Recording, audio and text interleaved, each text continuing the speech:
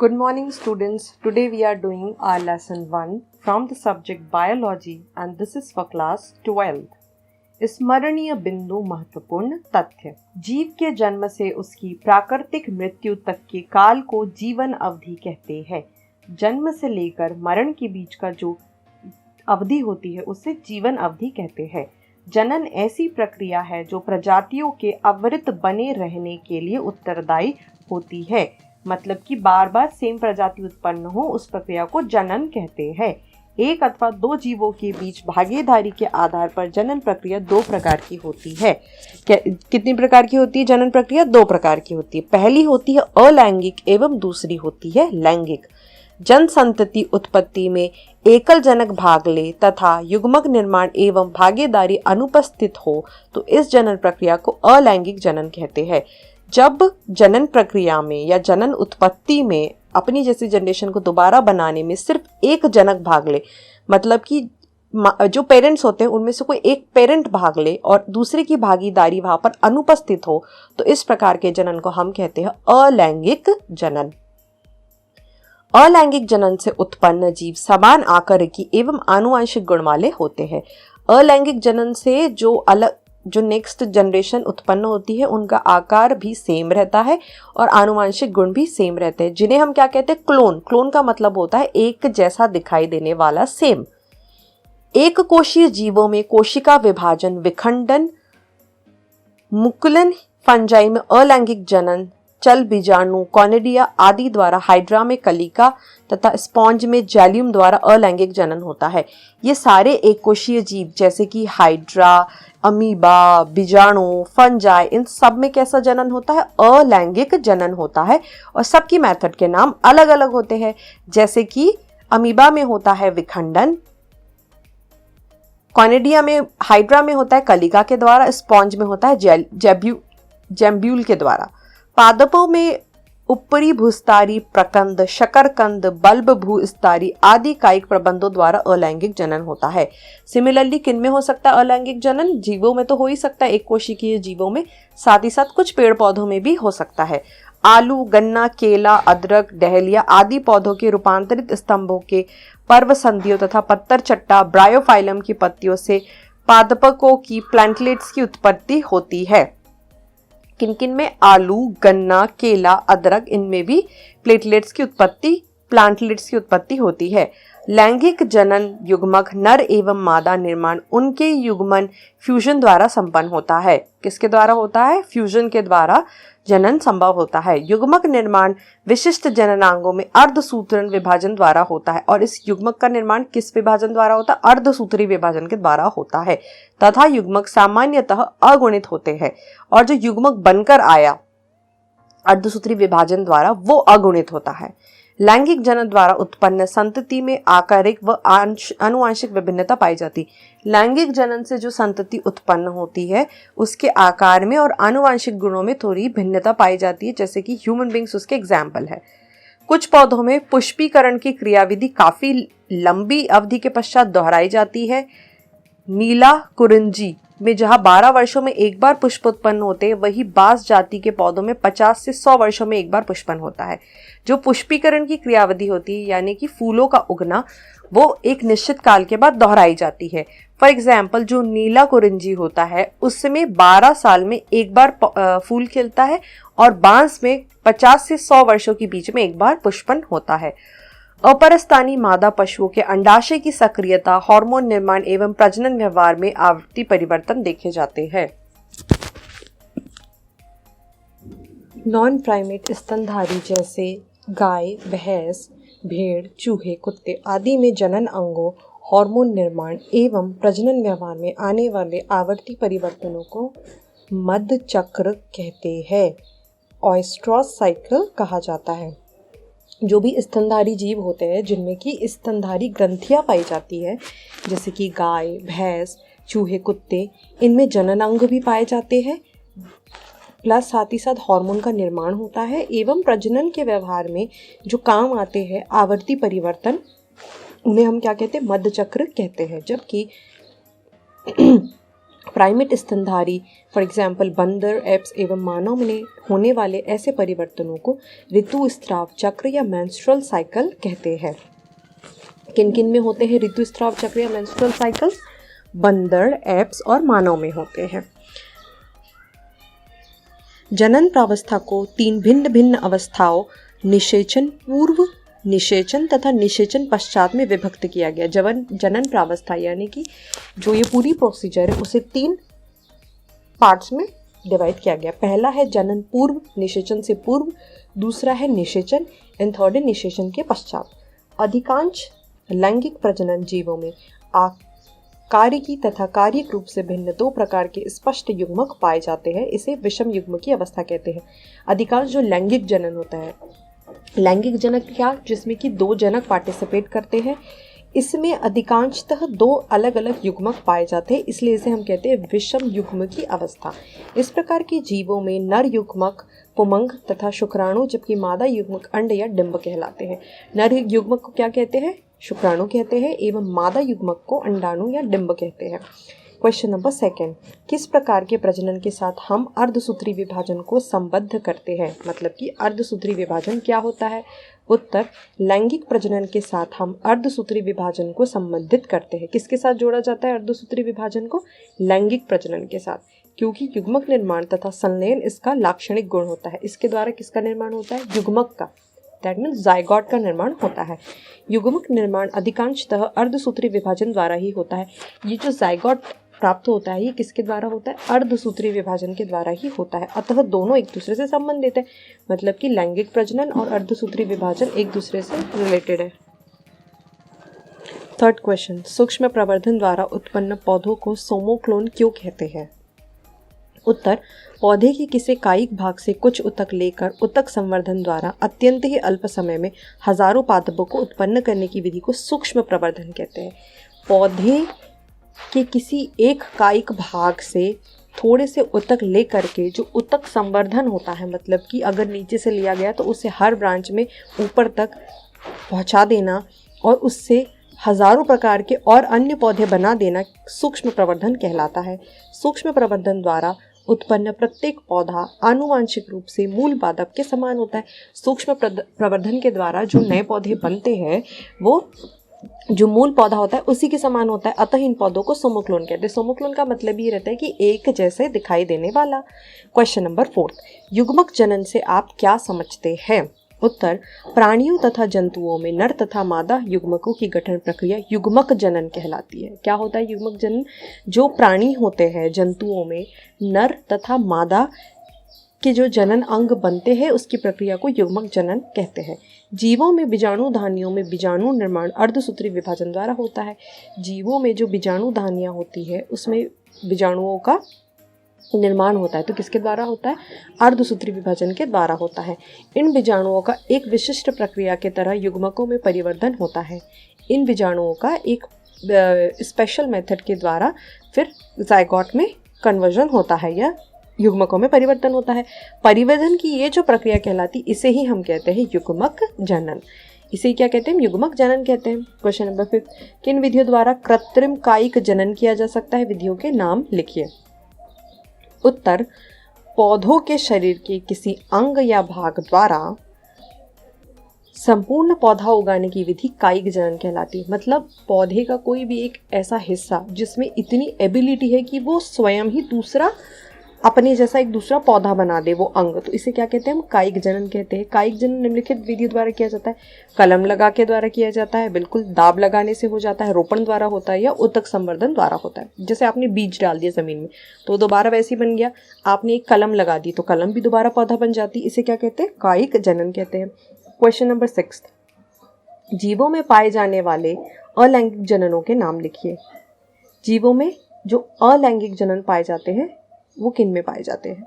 जो सामान्य कोशिका विभाजन के द्वारा जो जनन होता है वो किन किन में होता है? प्रोटिस्टा एंड मोनेरा में होता है। किन किन में होता है?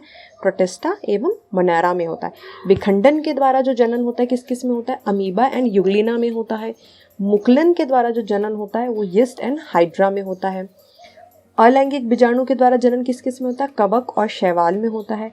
कॉनिडिया के द्वारा किस में होता है जनन? पेनिसिलियम कवक में होता है। एंड जेम्यूल के द्वारा किस में होता है? स्पॉन्ज में होता है। सामान्य जो सेल डिवीजन होता है उसमें किसके द्वारा होता है? प्रोटिस्टा एवं मोनेरा में होता है। विखंडन के द्वारा अमीबा एवं युग्लिना में होता है। एंड मुकुलन के द्वारा यीस्ट एंड हाइड्रा में होता है। और अलैंगिक जनन किस में होता है? कवक और शैवाल में होता है। एंड कॉनिडिया के द्वारा पेनिसिलियम कवक में होता है। एंड जेम्यूल के द्वारा स्पॉन्ज में होता है। क्वेश्चन नंबर 7, यद्यपि आलू का कंद एक भूमिगत भाग है लेकिन फिर भी इसे तना कहते हैं, कारण बताइए। जो आलू का कंद होता है किसके अंदर रहता है? वो तो ज़मीन के अंदर रहता है, फिर भी आप इसे जड़ ना कहकर के तना कहते हैं, ऐसा क्यों?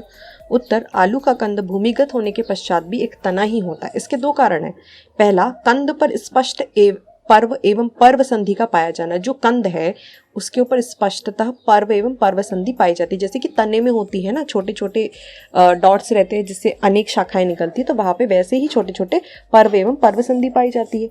सेकंड, पर्व संधियों पर कलिका का पाया जाना। जो कली आती है, जो आँख आती है, वो भी वहाँ पे पाई जाती है। और ये दोनों किसकी कैरेक्टरिस्टिक्स होती है? तने की होती है, इसलिए आलू एक तना होता है। क्वेश्चन नंबर 8, बहुखंडन की परिभाषा कीजिए। उत्तर, बहुखंडन अलैंगिक जनन की वह विधि है जिसमें जीव एक साथ कई संतति कोशिकाओं में विभाजित होकर के जनन करते। बहुखंडन क्या है? मतलब कि बहुत सारा पहले तो खंडन हो गया, बहुत ही सारा खंडन हो गया, उसके बाद फिर नई संतति कोशिका बनी, तो इसे क्या कहते हैं? हम बहुखंडन जनन कहते हैं। इसके एग्जाम्पल्स होते हैं जो मलेरिया का परजीवी होता है, लैस्मीनिया आदि। मलेरिया का परजीवी कौन सा होता है? एनाफिलीज, मादा एनाफिलीज। क्वेश्चन नंबर 9, क्या जीवों के आकार एवं इनकी जीवन अवधि के बीच कोई संबंध है? उत्तर की पुष्टि हेतु 2 उदाहरण दीजिए। उत्तर, जीवों के आकार एवं इनकी जीवन अवधि के बीच कोई संबंध नहीं होता। उनके साइज पे और उनके लाइफ के टेन्योर पे कोई भी संबंध नहीं होता इन दोनों के बीच में।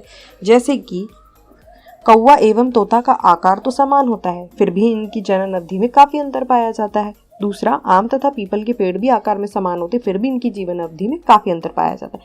तो हम कह सकते हैं कि जो आकार होता है वो जीवन अवधि से बिल्कुल भी रिलेटेबल नहीं है। क्वेश्चन नंबर 10, एक कोशिकीय अथवा अकोशिकीय जीव कैसे अमीबा को अमर क्यों कहा जाता है? जो एक कोशिकीय जीव होता है अमीबा, उसे अमर क्यों कहा जाता है? उत्तर, एक कोशिकीय जीव जैसे अमीबा में गुणन की प्रमुख विधियां है।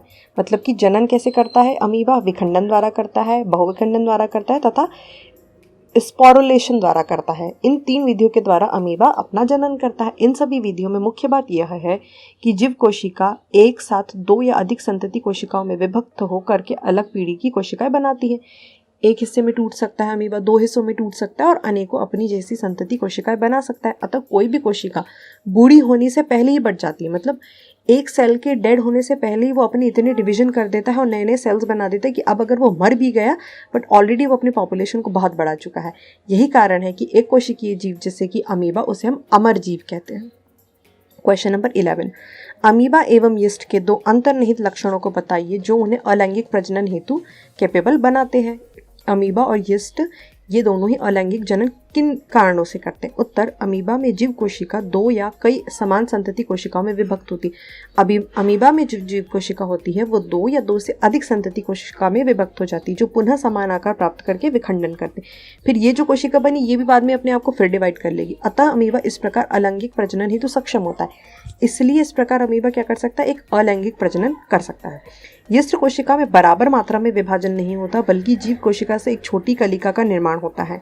एक छोटी कलिका बनती है एक सेल से, जो प्रारंभ में जनक कोशिका से जुड़ी हुई रहती है और बाद में अलग होकर के नई जीव यीस्ट में परिवर्तित होती है।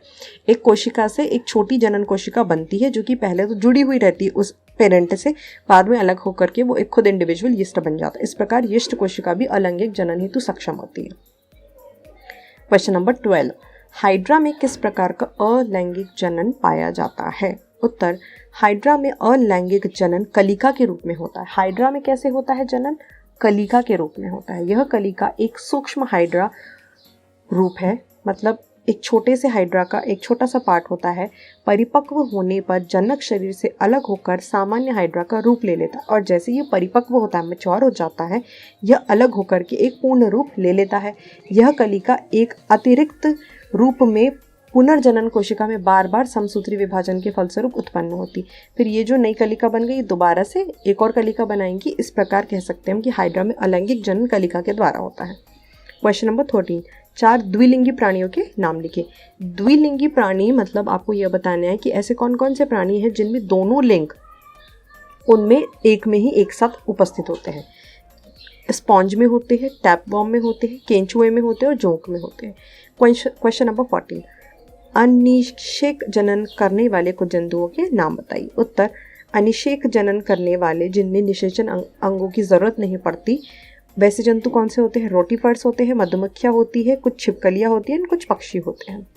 लघु उत्तरीय प्रश्न। क्वेश्चन नंबर 1, मॉस नामक पौधे बहुत अधिक मात्रा में नर युग्मक क्यों उत्पन्न करते हैं? मॉस नाम का एक पौधा होता है और ये बहुत ज़्यादा क्वांटिटी में नर युग्मक ही बनाते हैं बार बार। तो इसका कारण क्या है? मॉस पौधों में मादा युग्मक अचल तथा स्थानबद्ध होते। अचल मतलब जो मादा युग्मक वाला हिस्सा है वो चल नहीं सकता, अपने स्थान पर वो बंधा हुआ रहता है। इसमें निषेचन के लिए नर युग्मकों में जल माध्यम में तैरकर मादा युग्मक के पास जाना होता है। तो निषेचन की अगर प्रक्रिया होनी है तो जो नर युग्मक होते हैं वो जल के माध्यम से तैर के आते हैं और मादा युग्मक के पास चले जाते हैं।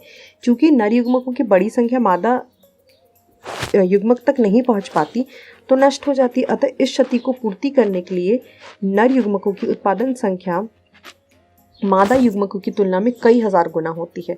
क्योंकि तैर करके नर युग्मक को मादा युग्मक तक आना होता है, इसलिए कुछ ही पहुंच पाते हैं, बाकी के सब पानी में बह जाते। अब इस कमी को पूर्ण करने के लिए जो उत्पन्न करते हैं पौधे अपने आप से, वो ऑलरेडी ही फिर बहुत ज़्यादा नर युग्मक को उत्पन्न करते, क्योंकि उसमें से कुछ ही काम के आने वाले और बाकी के तो नष्ट हो जाने वाले। मॉस के नर युग्मकों को क्या कहा जाता है? एंथेरोजॉइड कहा जाता है। ये जो नर युग्मक होते हैं मॉस नामक पौधे के, उसे एंथेरोजॉइड कहा जाता है। क्वेश्चन नंबर 2, मधुमक्खी के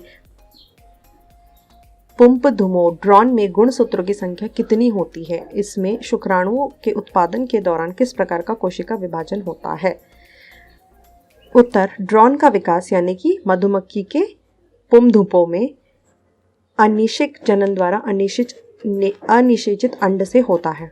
अतः इनमें गुणसूत्रों की संख्या 16 होती है जो अगुणित स्थिति में पाए जाते हैं। इनमें शुक्राणु उत्पादन के दौरान अर्धसूत्री विभाजन न होकर समसूत्री विभाजन होता है। कैसा विभाजन होता है? ड्रॉन में समसूत्री विभाजन होता है। और गुणसूत्रों की संख्या कितनी होती है ड्रॉन में? 16 होती है। किस प्रकार का ये लोग निषेचन करते हैं? अनिषेचन करते हैं।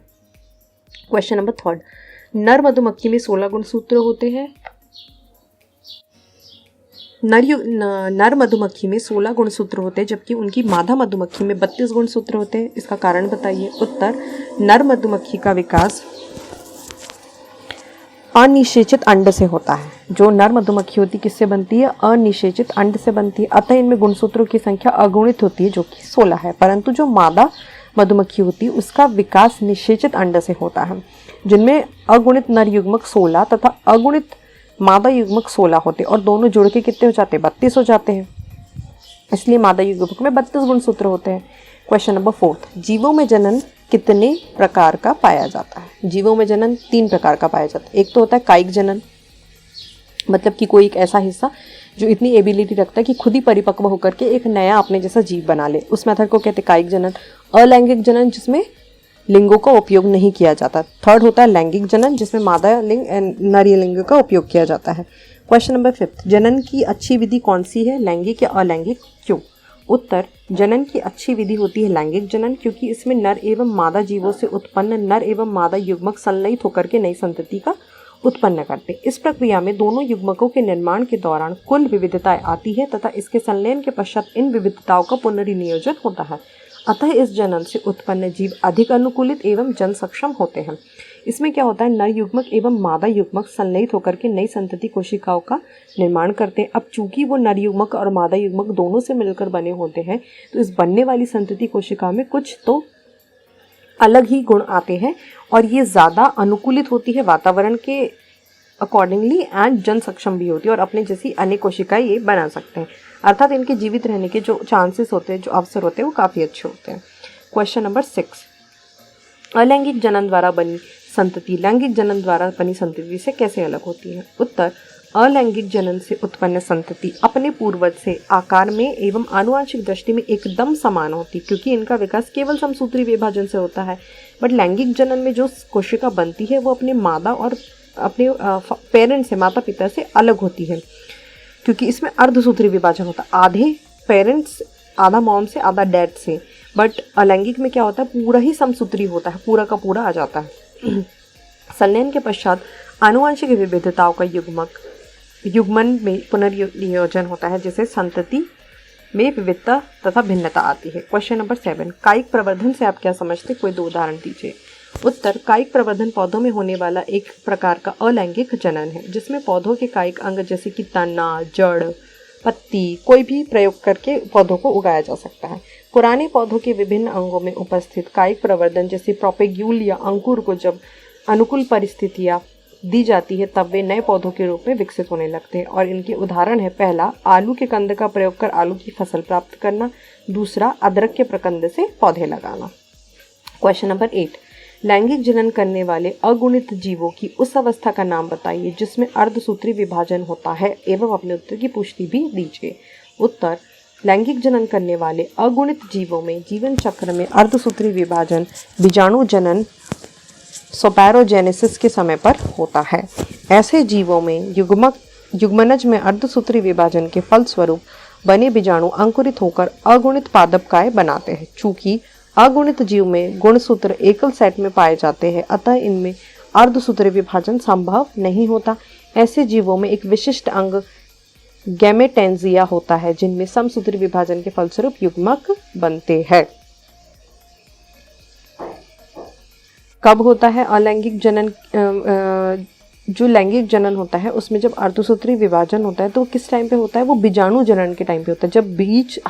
जब बीज बनाया जाता है पौधों द्वारा तो जिसे कहते हैं स्पैरोजेनेसिस, उस टाइम पे होता है अर्धसूत्री विभाजन। ऐसे जीवों में युग्मनज में अर्धसूत्री विभाजन के फलस्वरूप बने बीजाणु अंकुरित होकर अगुणित पादपकाय बनाते हैं। अब ये अर्धसूत्री विभाजन के बाद में जो बीजाणु बनते हैं वे खुद अंकुरित होकर के एक अगुणित पादपकाय बनाते हैं। ऐसे जीवों में एक विशिष्ट अंग पाया जाता है जिसे क्या कहते हैं? गैमेटेंजिया कहते हैं। और ये कैसा विभाजन करते हैं? समसूत्री विभाजन करते हैं। क्वेश्चन नंबर 9, व्याख्या करके बताइए कि अर्धसूत्री विभाजन तथा युग्मक जनन सदैव अंतर संबंधित होते हैं। उत्तर, अधिकांश उच्च वर्गीय पौधों एवं जंतुओं में द्विगुणित पादपकाय या जंतु शरीर पाया जाता है। द्विगुणित यानी जिसमें दोनों ही लिंग होते हैं, जो द्विगुणित युग्मनज से समसूत्री विभाजन के फलस्वरूप विकसित होते हैं। इन जीवों में प्रौढ़ावस्था में नर एवं मादा जननांगों में अर्धसूत्री विभाजन के फलस्वरूप ही युग्मकों का निर्माण होता है। इस प्रकार इनमें अर्धसूत्री विभाजन तथा युग्मक जनन सदैव अंतर संबंधित होते हैं।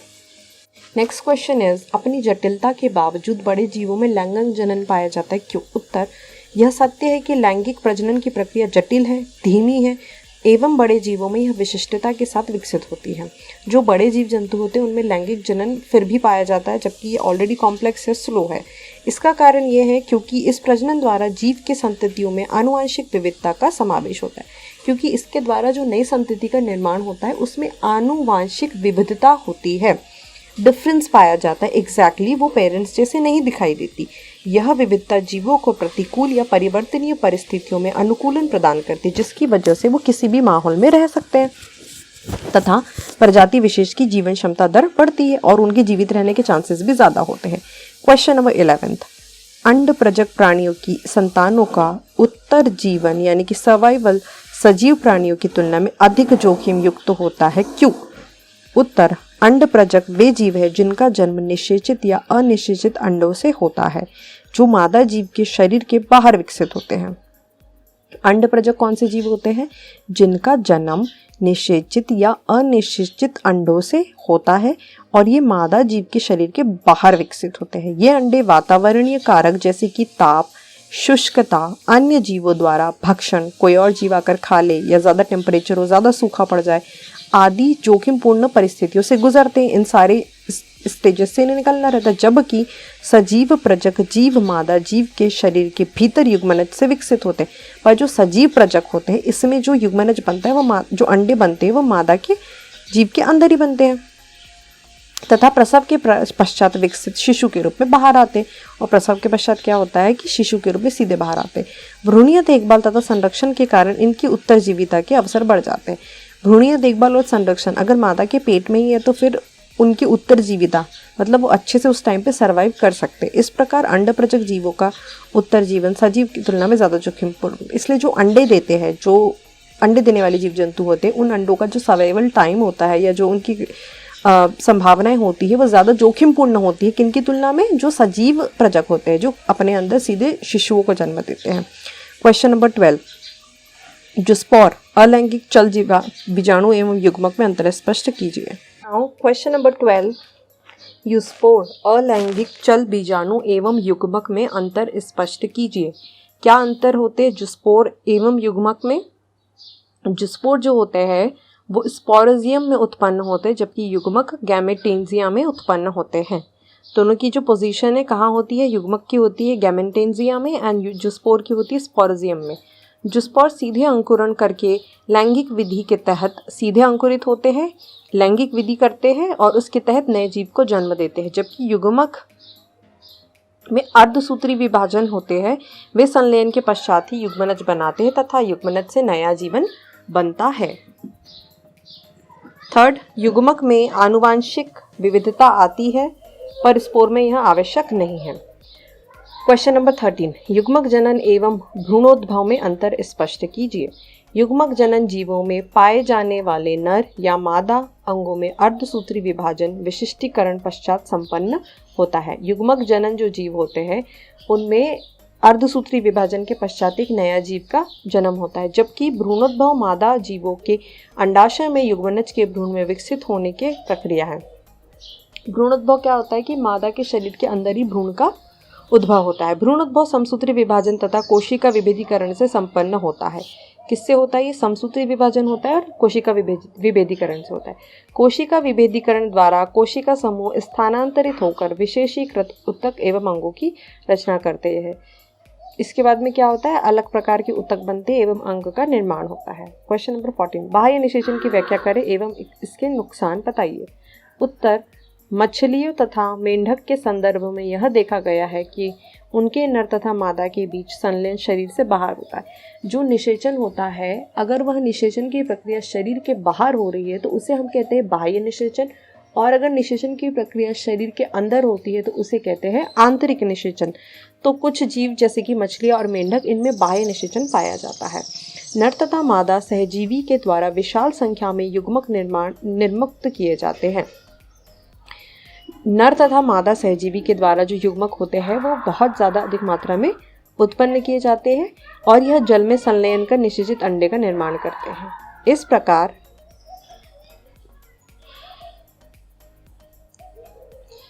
प्रकार के युग्मक संलयन को बाह्य निषेचन कहते हैं। इस विधि में भारी संख्या में संतानें पैदा होती है, परंतु इस विधि में नुकसान यह है कि अधिकांश निषेचित अंडे तथा शिशु शिकारियों के शिकार होने के कारण नष्ट हो जाते हैं। अब चूंकि इसमें निषेचन शरीर के बाहर होता है इसलिए बनने वाले अंडे भी शरीर के बाहर होते हैं। अब उनकी अच्छे से सुरक्षा नहीं की जा सकती। अंडे तो बहुत अधिक मात्रा में उत्पन्न होते हैं पर इनका रखरखाव अच्छे से नहीं हो पाता। क्वेश्चन नंबर 15, अलैंगिक जनन द्वारा उत्पन्न संतान को क्लोन क्यों कहा जाता है? अलैंगिक जनन में जीव के कायिक प्रवर्ध इकाई में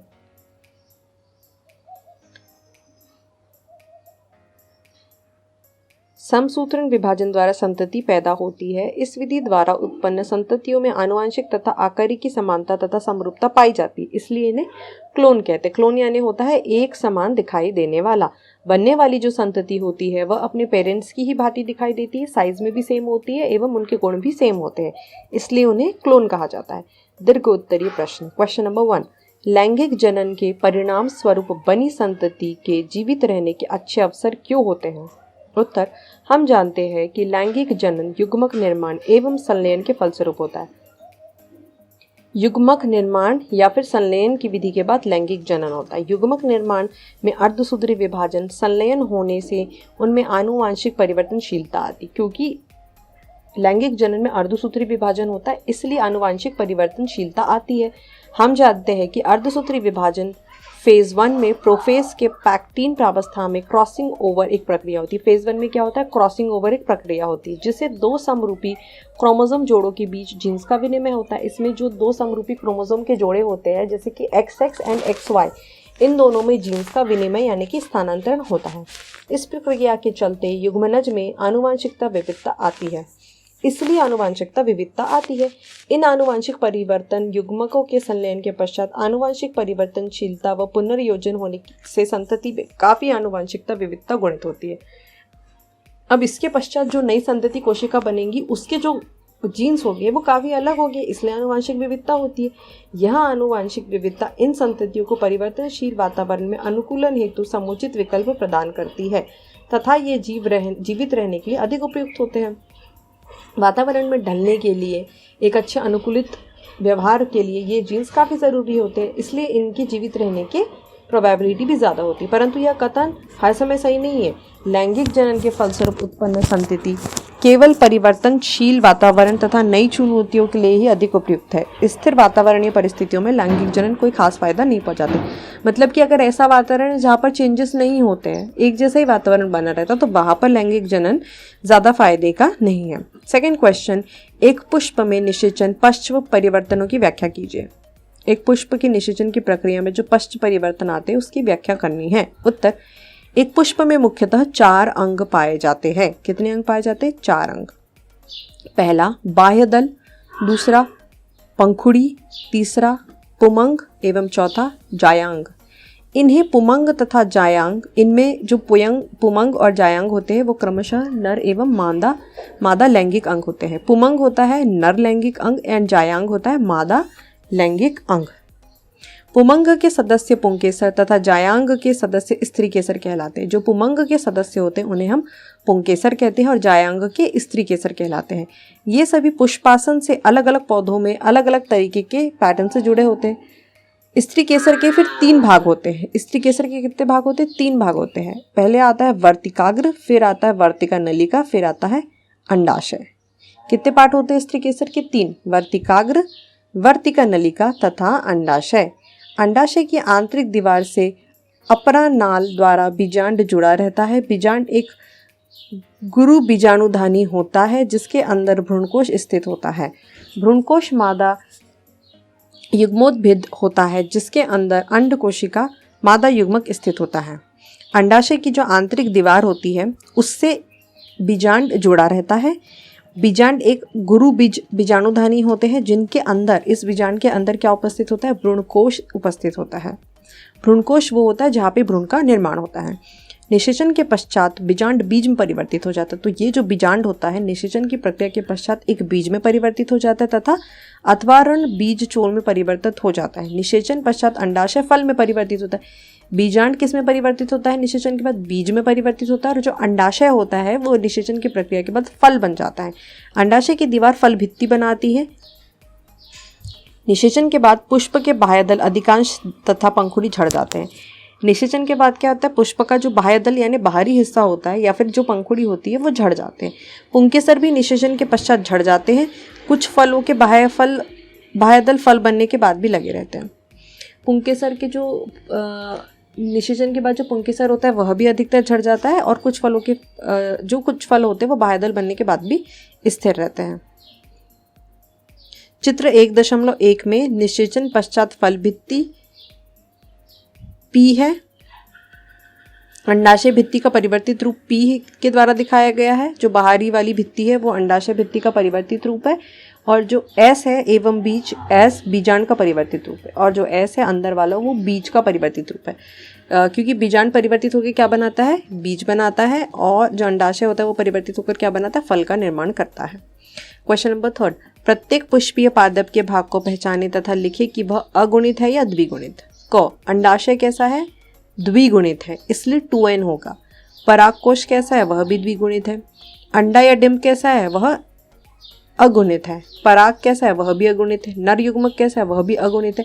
एंड युग्मनज कैसा है? यह भी द्विगुणित है। क्वेश्चन नंबर 4,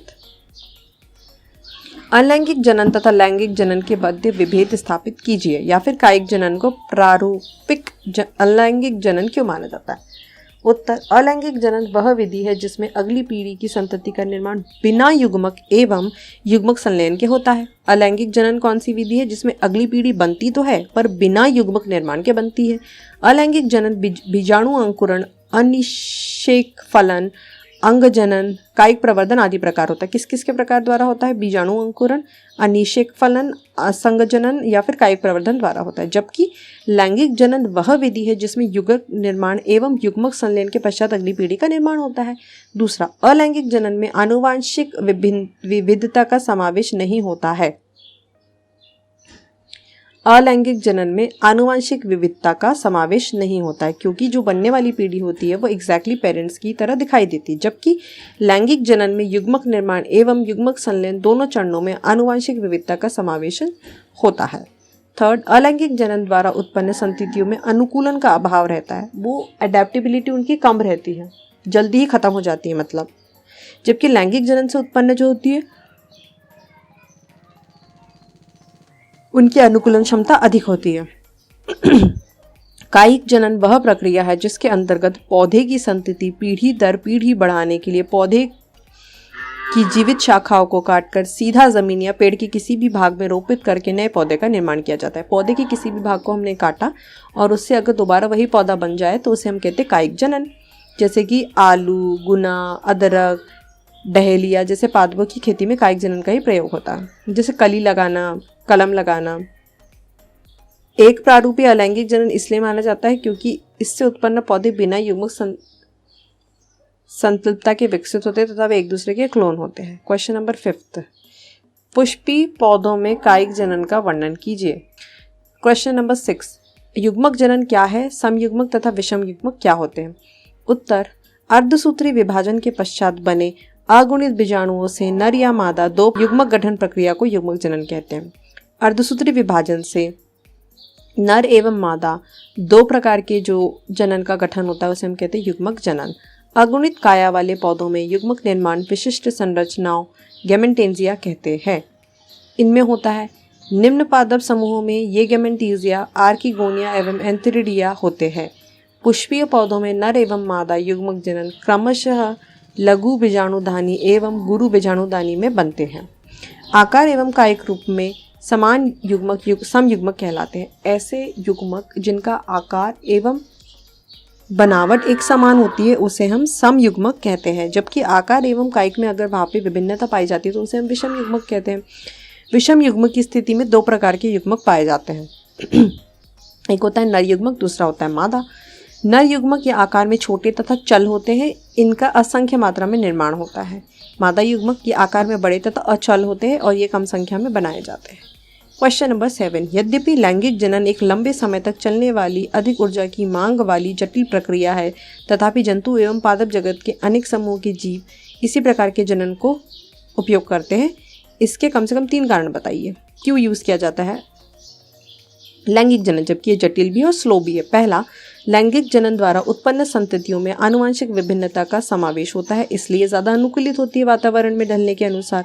दूसरा, लैंगिक जनन उद्विकास की संभावनाओं को बनाए रखता है तथा प्रजातियों का कवि कुंद अंदर होता है। थर्ड, लैंगिक जनन के फलस्वरूप बना युग्मनज कठिन पर्यावरणीय परिस्थितियों में अपनी मोटी भित्ति से घिरे होने के कारण तथा मोटी भित्ति युक्त होने के कारण बच निकलता तथा अनुकूल परिस्थितियां आने पर अंकुरण द्वारा पुनः अगली पीढ़ी का निर्माण करता है। इसलिए लैंगिक जनन की जो प्रक्रिया है ज़्यादातर जीव जंतु अपनाते हैं।